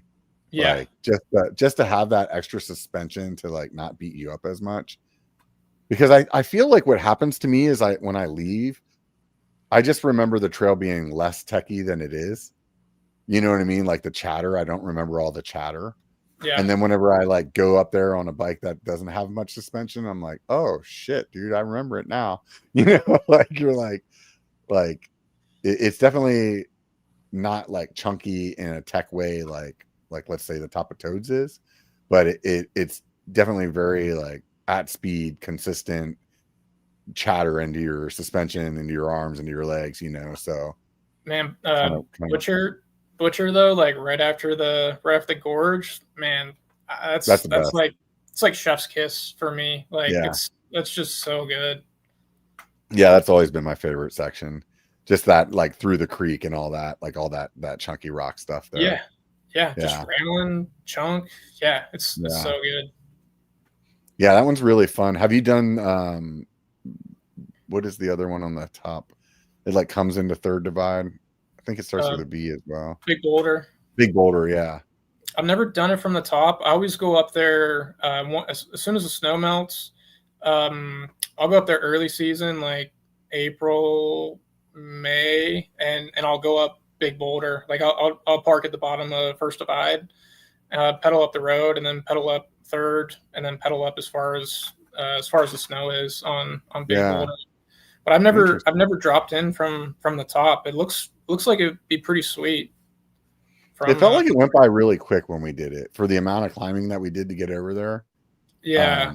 I felt like it went by really quick. And there's a like, I jokingly call it the Black Diamond Fire Road. There's like a fire road. Baby heads. Yeah. Yeah. And you just lose so much elevation on that fire road. It's a bummer that there's not some kind of advocacy to make like a single track through that area, because I feel like that would make it feel like you don't care about doing that next climb, because it's a pretty significant climb from where Polly Creek starts to get up to the top of Big Boulder. Oh, really? And yeah. You're kind of like climbing back up almost what you dropped on the Baby Head section. Huh. I didn't know that. Yeah. And it may be shorter than that. I just know at the point that we got there, like, you know, we were like not expecting another huge climb, and it was like, what the hell is happening right now? Yeah, especially going through Baby Heads. Yeah. And that section's pretty fun. It's just like, it definitely would be more fun if it was a single track, you know? Absolutely. Yeah. Have you been on what's Gold Valley Rim Trail? Yeah, that's the one to get over there. Yeah. Oh, okay. Oh, yeah. So basically, you start where like Pack Saddle, and then you just take Gold Valley Rim over, and then you go down Baby Heads, and then you could either take Polly Creek, or you could take the climb to get up to Big Boulder. I think the thing with both of those is like you have to, at least in my perspective, if you're a person listening to this podcast and you want to go up and ride Downieville, you have to get like Downieville downhill out of your system before you go to do those rides, because those rides are not like, it's not a shuttle ride. It's like a regular all day adventure ride that you know finishes with your old friend, you know, because you get to do Third Divide at the end. You know what I mean? So it's like, I got to tell you a story about the first time I rode at Downieville. So back in 2020, and I told you a little bit about this last time, but I had a Salsa Muckluck. It was a 26-inch hardtail fat bike. That's what I rode all of 20. Put like 1,200 miles on it. Rode a bunch. Didn't really understand the concept of route building at the time, or like researching trails and rides before I went. So yeah, my chick and I, we were camping like just at one of the federal sites, like just out on Gold Lake Highway, and I pedaled from the campsite like up the road, so like that like pretty steep, like almost single lane, pedaled up that, like I had no idea, and so I ended up riding it. I get down to where Second Divide peels off from like the Third Divide climb. So I was like, wait a second, like I got to be going downhill at this point. So I took second divide Oh. on this fat bike. Yeah, dude, that was an experience for sure. Yeah. It was it was challenging. I rode second divide once, and in my mind I was like, I'll never ride this again. And I haven't ridden it since then. So that was probably at this point over 10 years ago, 15 years ago, probably. Yeah, man. Same with me. Yeah. Haven't been back on it since. It just feels like more of a regular mountain bike trail to me. And when I go to Downieville, like in my mind, I want some like super fun downhill. I don't want to do like a regular ride. You know what I mean? It's like impossible to skip third divide. I mean, how can you ever skip that? It's like you need to, like, I don't know, if you're going to do second divide, you would like need to do third divide and then pedal back up second and go back down second. I don't know. Yeah. I agree with you though. That's the kind of fun thing about Big Boulder is that, at least the first time I did it, it's like, oh, I'm doing this downhill, and I'm like, I know I should be in third divide soon, and like you're ripping, and you're like, man, this is super fun, and then all of a sudden you're like, oh, wait a minute, I am on third divide. You know, you're like, you didn't even realize that you just like popped onto it. You're like, holy shit, because like in my mind, I thought I was gonna come into the trail like where that medic board is at the top of third. Oh, you know? For sure. I kind of figured like I was just going to be coming in on the ridgeline there or something like that. So it was like I was just cooking along, and then all of a sudden I was like, wait a minute, I recognize this. Like, oh, I'm on third. It was like that was crazy. Yeah, man. So it makes third divide even longer. So out of all the trails that you've been riding over the last few years, what are what's like the top 3 that really stand out to you? Oh man. I just rode when I was up in Washington. One of the trails I rode, Predator at Tiger Mountain. I don't know if you've ever been there, but just like a perfect trail. The dirt was perfect. I think if you ride it more, like you can start to study the trail a little bit more and see the gaps. Man, just so well built. My opinion, like just a perfect trail. I think that's like Tacoma area or something like that, isn't it? It's just east of Seattle, basically. Oh, okay, east of Seattle. Okay. Yeah. My buddy talked about that place, but I for some reason I was thinking it was in Tacoma, but so that's like heading towards like Bellingham then, basically. Like straight east of Seattle, maybe even like southeast, I suppose. Okay. Like right on.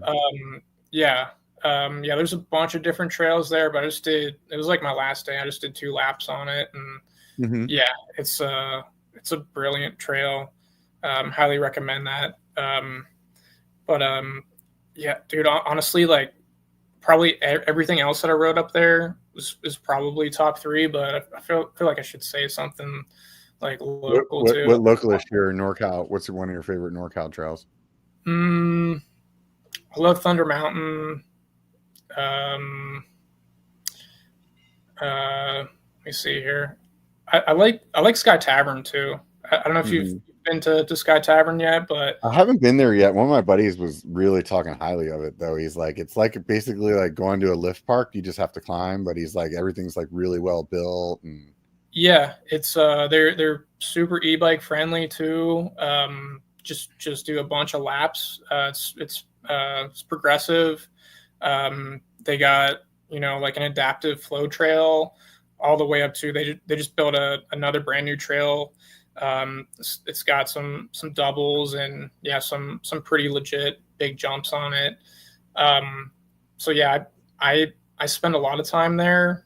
I haven't ridden there that much this summer, but those are some of my favorite local trails at Sky Tavern. Right on. Yeah, I'll definitely have to go check that out. My one buddy had a lot of really good things to say about that. What do you think one of our most like overrated trails is? I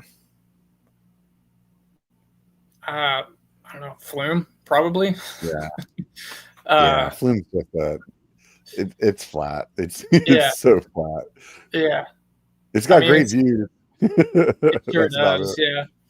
Yeah. I don't know. It's just kind of boring. And Yeah. I don't know, having to climb up the fire road. I mean, it's closed right now, but yeah, just having to get up the fire road. And honestly, like, yeah, Ophir is probably one of my favorites too. And Yeah.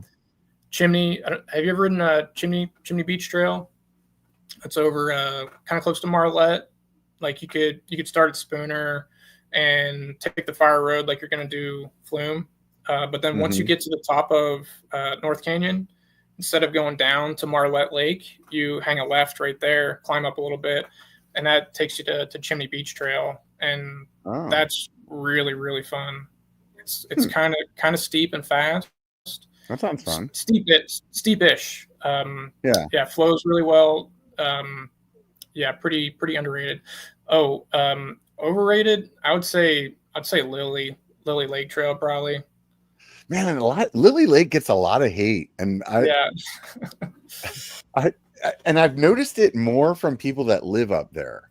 yeah, Like, like I'll like from my perspective, I feel like Lily's pretty fun, like yeah, for what it is, but it's short, and the downside of it is like it's like 6 miles of pedaling to like do like 1 mile of downhill, you sure. know. But I don't, man, that trail really, everybody really rips that one apart, man, for some reason. I I mean, it's got personally some. feel like Tyrolean is one that's like way overrated in my head. Okay. Yeah. I think that Yeah, like it's just like blown out DG most of the time. It's, it is fast, I'll give you that, but other like in my mind, I'm like, there's so many other trails that I'd rather ride than that. I guess it's easy to shuttle. Maybe that's another reason that people do it, talk a lot about it. But even in that aspect, I'm like, what let's just say Martis area, like there's a lot of really easily shuttleable stuff there instead that yeah, I would really rather do than sure. like than Tyrolean. But um yeah. Yeah, I don't Right know. on, Yeah, man. I like Church and Clark over next to Lily as well. So I've done Church Trail. We did that for the first time last year. It was a little overgrown, but like definitely like super challenging and like Dude, yeah, um yeah, it was definitely we came out of the bottom and we're like, holy shit, man, right? that was Yeah, work, yep. So I think the other one that you're talking about that actually comes off of like Angora Ridge and goes down that same direction, doesn't it? Yeah, they all run parallel. Yeah, so like Clark Trail, like it's kind of tucked in behind like some structures up there on Angora Ridge. Yeah, I Um, saw that on like Trail Forks not too long ago, and I was like, oh, I've never gone down that. So that one's it's like pretty. churchish. Yeah, it's more of a loamer compared to Oh, Church. Like oh, completely okay. different character. Still steep-ish in sections, but Yeah, it flows better. It's faster. Yeah, interesting. it's a lot of fun. We'll have to maybe we'll go up there and one of these next couple weekends and do some runs around on that because that'd be fun. Yeah, it's just such a drag that it's like not a pedal from the bottom there where they all kind of dump you out that gets you like maybe back up to Angora Ridge. That's not Yeah, that. I mean, basically you're just riding the road, so it's like I said earlier, like 4 or 5 miles. I don't know to get all the way from the bottom all the way back up around maybe even 6 to get all the way back up to the top again. yeah, So it's like you do this like 1 mile downhill and then you pedal for like 6 miles. And then right. it's like you do 1 mile downhill and then you pedal for 6 miles. And you're like, I mean, you could technically shuttle it, right? yeah, you totally Yeah, could. But even that, like if you were shuttling, like that road to get back to like where they drop off at, you're not going to be able to drive very well in a yeah, car.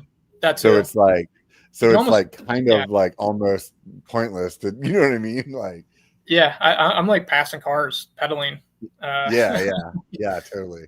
Yeah, it's a bummer that there can't be like something that just climbs that ridge line, like kind of like up to Angora, you know what I mean? And just kind of like does it like on a chill pace instead of like, straight up the hill or something like that. That's a good point. People do climb Clark Trail, so you Really? could, I guess technically you could climb back up Clark. So I it's would, not too steep. Like Church, like there's no way you could go up Church. yeah, no way. Yeah, Yeah, I yeah. mean, there's some steep sections on Clark, but yeah, I mean, people do climb back up it. But I personally, I Interesting. prefer to just take the loop, take the road Yeah, back up to the yeah. top. Huh. That sounds fun. Yeah, I'll have to go back out there. I haven't ridden that. I think it was, we might not have done it last year, that Church Trout. Maybe it was last year, was the first time I rode it. Because I had stood there at the beginning of that trail a bunch of times, like over the years, like that we had ridden Lily. And I always just thought it was a hiking trail. And honestly, like never looked it up, and I've never like, wasn't like really like using trail forks because I knew where I was at and knew what I was riding. And then it was like, for some reason I had pulled it up on trail forks because I was looking, like trying to like see the mileage or something. And I was like, what is this? I was like, holy shit, that's a fucking riding trail. Okay, well, I'm in, Yeah, yeah. yeah, man, it's legit. Right on. Yeah, that's definitely like it definitely puts you on point. You're like, you're on your toes. Yeah. That's a fun one. What do you want to do with the channel? You just want to keep like trying to document as much as you can? What's your plans? Yeah, I mean, I think ultimately, like, if I can reach that 4,000 hour mark, like that's the goal. But not going to stop me anyway. Just going to keep on going. Like at the end of the day, I want to inspire other people to go ride a bike, and yeah, when I'm 90 and on my deathbed, I want to be able to look back and be like, yeah, I did a lot, rode a Yeah. lot and explored, and yeah, rode hard, and Yeah. yeah, so yeah, really, it's just documenting. I think, yeah, what I'm doing, really. Yeah. Yeah, it's That's really fun. enough for That's the me. really cool aspect of YouTube, is the ability, as you as the creator, to go back and basically you've documented your life. Yeah, I hope it doesn't like reach a point where I've heard of people like having their like channels like randomly shut down, and like losing all their content, something like that. So I Yeah. don't know. Hopefully it's got like enough traction that it's doing enough for YouTube, that they just, I don't know, don't say, hey, like you got too much data in our data center. We gotta boot you. Huh. I've never heard of anybody getting like something Yeah. like that happening. Okay. Well, let's hope it doesn't happen. Yeah, right. You don't keep your like final edits, you just upload it and you're done. Nah. Delete. Yep. Yeah. I probably should, but yeah. That's crazy. I Yeah. have everything I've recorded for like since like 2017. It's like so much data, it's ridiculous. Like Why do you keep it, just in case, or I just to back use a up? lot of my old footage in my current edits. Oh, So like really? I'll go back and use like some, but I my edits are like really like story driven compared to like when I was riding a trail and just editing it like what you're doing. So like it's fun for me to be able to like, maybe, let's say when I did like Mount Huff, I was able to ride it after the fire and then be like, look at this corner pre-fire, and it's like, here it is with all these trees and me riding it, and it's like, now look at it now. Or it'll be like, oh, I have drone shots from whenever I rode that, or I could be doing another video where I'm talking about other trails in that area, and then I can just grab that footage and be like, so this is like really close to Mount Huff, and you can go ride this trail, and I can use a couple of clips from that, and then it's like B-roll in another video that I'm using. So for It's a me, cool idea. yeah. But it's like, who knows, where you'll go in your YouTube journey, like right now what you're doing, it makes sense, maybe you don't need it, you know what I mean? But maybe in your future you're like, you decide that you want to get more artistic with what you're doing, or you do want to tell a story, or you feel like there's like something else that you want to learn that maybe drives you to edit differently. And then it would be like, that would be a bummer, if I didn't have it. But Sure. Yeah, we'll see what happens. I want to yeah, I want to do more night ride filming.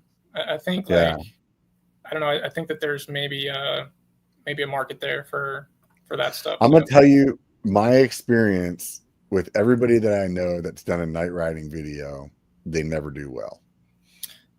I mean, I just had POV videos anyway, so yeah. I don't know. I've got a couple on YouTube, and they've done fine, but we'll see. I had a friend of mine that did. He doesn't do YouTube anymore, but when he did one where he was doing a night ride, and he like was cutting in between like the day and the night on the same trail. So like you could see like, oh, here's this section in the daytime, but then it's like this is what it looked like at night. And I thought the way that he did it was like one of the most entertaining ones, because it really like captured like what you were missing. You know what I mean? Yeah. So like, and it like, because the thing about the night riding is, I mean, I guess now the lights are so freaking bright, it's like almost like riding in the day, but yeah, I don't know. I think it's also like a niche market. I'm not telling you not to do it by any means. But I'm just telling you the experience that I've heard from everybody. Yeah. I did one once, and I think I ended up only releasing it on Patreon because I wasn't like happy with how the edit turned out. It's really hard to capture like good footage at night, especially like depending on the cameras, you know, like the stabilization gets grainy, especially with the cameras now, instead of using like back whenever we used to use gimbals. That was better because then you didn't have to worry about like the stabilization being software based. But yeah, you should do it, man. I'll watch it. We'll check it out. Appreciate it. Yeah, man. That's crazy. Go ahead. Go for it. Go ahead. I was gonna say, what are you looking forward to riding?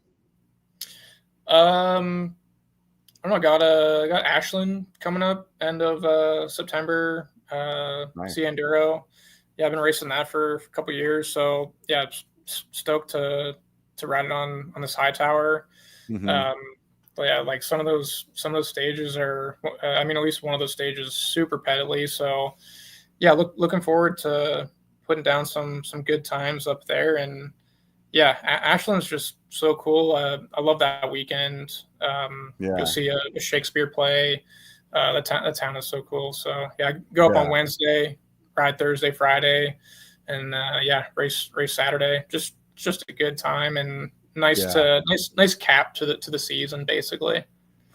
I love how you just like roll right into town, and then it's like go have a beer or whatever, and it's like it's pretty rad that way, where you're like just like roll right into town like that, and it's like way more of a town than like rolling into Downieville, for example, you know. So for sure, yeah, it's pretty rad. That's definitely a fun place. Right on, man. We're just about at 2 hours. I always like to ask people what YouTube channels they like to watch, whether it has anything to do with writing or not. I really like Soft White Underbelly. I don't know if you ever come across that channel. I actually do. I fell into like that's the one that like follows like the like prostitutes and like drug addicts and stuff like that. Yeah, and it's not just that. It's like all kind of like fringe people, like fringe people in society, and just kind of like hearing their story of how they got here. I think it's like I don't know if there's like psychology classes in high school or college, like they need to play that channel. And I think out of any channel on YouTube, like that's got to be the most valuable, at least in my opinion, just to kind of understand like human nature and why we do things and how we react to childhood trauma or other things. And so I think that kind of sums it up. And I really enjoy that channel. Yeah, that thing came up on my my feed one day, and I like went down the rabbit hole. I think I was like 3 or 4 hours of watching all kinds of stuff. I definitely feel you on that one. That one's definitely super interesting. Right on, man. Good stuff, dude. I appreciate you hanging out with me, man. It's been a good conversation. Quickly went by, so lots of fun. those of you guys that have been listening or are listening now, if you haven't checked out Kurtis's channel, definitely take a look at it. It's in the show notes or the description, whether you're watching on YouTube or your podcast app, and go check out his channel. He's definitely moving around the area a lot. And if you're trying to find some trails that you maybe find something new, his channel's a really good resource for that. So it'll definitely give you a good feel of what's around and see it ridden by a guy that's riding it good and fast. So it's definitely not you're not watching. What's that that word that the guy from Pink Bike said? He's like bumbling. Oh yeah, you're definitely not bumbling down the trail. You're getting after it for somebody that just got into the sport. So definitely swing by his channel and take a look at it. If you want something for free, remember this: it only takes a bike to be a biker. Get out and be one.